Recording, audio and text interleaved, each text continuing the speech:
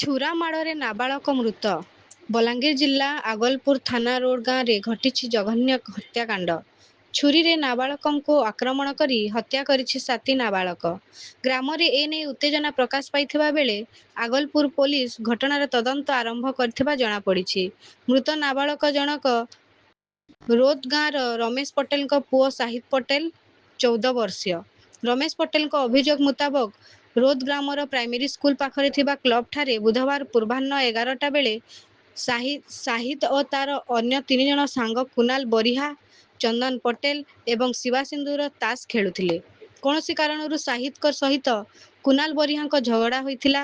ଝଗଡ଼ା ପରେ କୁନାଲ ଘରକୁ ଚାଲିଯାଇଥିଲା। ଏହି ସମୟରେ କୁନାଲଙ୍କ ମା ଅଷ୍ଟମୀ ଓ ଅଜା ଦ୍ୱାରୁ କ୍ଲବ ଘରକୁ ଆସି ସାହିଦକୁ ଧମକ ଚମକ ଦେଉଥିବା ସମୟରେ କୁନାଲ ଘରୁ ଏକ ଧାରୁଆ ଅସ୍ତ୍ର ଛୁରୀ ଆଣି ସାହିଦଙ୍କ ଛାତିର ବାମ ପଟରେ ଭୁଷି ଦେଇଥିଲା। ସେଠାରେ ସାହିଦ ଅଚେତ ହୋଇ ପଡ଼ିଯାଇଥିଲେ। କୌଣସି ସୂତ୍ରରୁ ଖବର ପାଇ ରାଜେଶ ଘଟଣାସ୍ଥଳରେ ପହଞ୍ଚି ଗୁରୁତର ଅବସ୍ଥାରେ ସାହିଦକୁ ଉଦ୍ଧାର କରି ଆଗଲପୁର ଡାକ୍ତରଖାନାରେ ଭର୍ତ୍ତି କରିଥିଲେ। ତେବେ ଡାକ୍ତର ସେଠାରେ ସାହିଦକୁ ମୃତ ଘୋଷଣା କରିଥିଲେ। ଏନେଇ ଥାନା ପରିସରରେ ଉତ୍ତେଜନାମୂଳକ ପରିସ୍ଥିତି ସୃଷ୍ଟି ହୋଇଥିବା ବେଳେ ଗାଁରେ ଶୋକାକୁଳ ପରିବେଶ ସୃଷ୍ଟି ହୋଇଛି। ବିମଳେନ୍ଦୁ ସାହୁଙ୍କ ରିପୋର୍ଟ, ଅବାହୁଡା ସହର ନ୍ୟୁଜ ସର୍ଭିସ।